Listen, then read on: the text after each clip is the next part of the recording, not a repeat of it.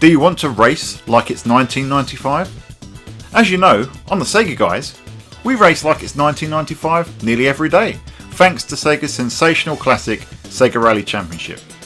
It's no secret that we're big fans here, especially James the Segaholic, who listed the best things about the game in an early video for the channel. But, what if there was another way? Race like it's 1995 is the tagline for DDI Rally Championship, a title that at first glance may look familiar. Well, that's because this upcoming racer from Dangerous Derk Interactive is a tribute to Sega's racing great. What you're seeing on the screen right now is the fruits of the labour of this one-man development studio. Now if we go to the title screen, straight away the Sega Rally vibe is there, from the logo to the checkered background with the cars and the game name, just like on the Sega Saturn port of Sega Rally, to the cool little bassy tune that plays in the background. And hey, we recognise that font. The cars from Sega's classic are present and brilliantly incorrect, with icons such as the Toyota Helica, the Lanica Belter from Martian Racing, and the Lanica Stratosphere. There's a number of other cars to be unlocked which look like those from Scud Race, Sega Touring Car Championship and Daytona USA. Now I wasn't able to unlock these, probably because, as the title screen and the warning during gameplay says, this is an early access version of the game. But as early access versions go, I've been really enjoying my time with this. There's a few modes of play, including the standard practice and time attack options. Playground mode is an interesting one, where you drive around an open world environment, attacking loops and jumps. It all feels a bit like LEGO Forza Horizon, and despite there being no clear objectives, it's a decent laugh. But what you're really here for is the championship mode, and this is where the Sega Rally love affair really kicks into gear. The starting spot on the forest stage just screams Sega Rally, with the crowd and the banner. The heads up display also nails the look of the original, and the aesthetics are pretty much all intact. Even the legally distinct Stratos has the look that you'd expect from the game. Enemy cars too have a very similar colour scheme to the original Sega Rally, with those bastard purple and red, white and blue cars.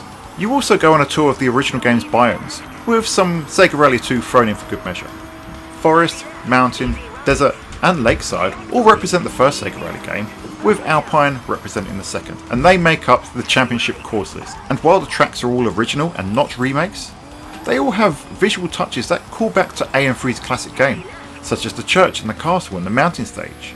Visually, the game looks the part, and despite some relatively simple textures in places, there's some nice lighting work on show here, and the game zips around at 60 frames per second locked on the maximum settings on my creaky old PC.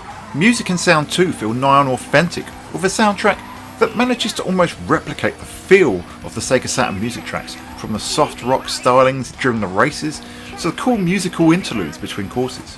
One significant difference is switching the navigator from Sega Rally's iconic easy right maybe spouting bloke to a young lady, but to be honest, I think the voice work fits really well here, and it freshens up the whole experience.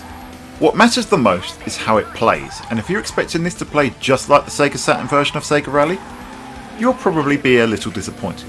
The handling instead feels like a halfway house between Sega Rally 2 on the Dreamcast and V-Rally on the PS1.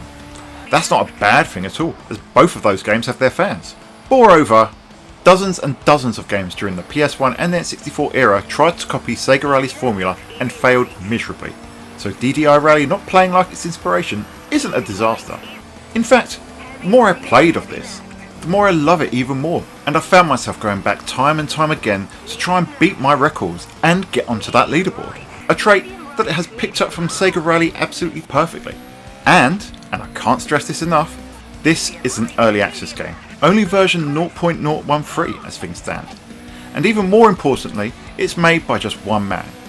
To be this playable and fun at this stage and bear all the hallmarks of possibly the greatest arcade racer of all time is no small feat. With all that said, it does have a few issues. Even if we put the subjective handling to the side, the physics model itself is a little bit crazy. I'm not sure if it's intentionally mad at this stage, but it feels a little bit jank. I'm also not in love with the sense of progression. The first course should ease you in, but you're met with a hard right within the first 10 seconds, whereas stages like Mountain felt like a breeze to me. So yeah, there's some pacing and difficulty curve points to iron out, as well as the visuals and the gameplay which also need a bit more polish. But really, this is an incredibly fun game even at this early stage, and a wonderful homage to Sega Rally. It's absolutely one that we'll be keeping an eye on, and we urge you all to do so as well. Add it to your Steam wishlist today and check it out. This has been Dan the Mega Driver of the Sega Guys, and until next time, we will see you on the Sega side.